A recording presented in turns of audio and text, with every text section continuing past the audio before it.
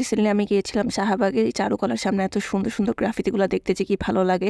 দেন শাহবাগের রোড সাইডে কিন্তু এরকম পটের চিত্র, দেন কাঠের জুয়েলারি, এরকম অনেক কিছু পাওয়া যায়। দেন পাওয়া যায় টোট ব্যাগ, এছাড়া আরও অনেক কিছুই আছে যেগুলো তোমরা অ্যাফোর্ডেবল প্রাইসে এখান থেকে কিনতে পারবে। বাট অবশ্যই তোমাদের কিন্তু বার্গেনিং জানতে হবে। দেন হচ্ছে এখানে পাওয়া যায় সব থেকে বেশি যেটা, সেটা হচ্ছে বই। বাংলা সাহিত্যের বিভিন্ন বই পাওয়া যায়, এছাড়া ইংরেজি বিভিন্ন বই পাওয়া যায়। প্রাইস অনেক অ্যাফোর্ডেবল হয়, বাট কোয়ালিটি একটু খারাপ হয়। এই যে আমি 3টা বই কিনছি, এই বইটা আমি হচ্ছে খাদিজাতুল কুবরা আপুর ইয়াতে দেখছিলাম, রিভিউতে দেখছিলাম। পেজ কোয়ালিটিগুলো মোটামুটি হয়, আহামরি ভালো হয় না, কিন্তু প্রাইস ওয়াইজ পেজ কোয়ালিটি মোটামুটি আছে।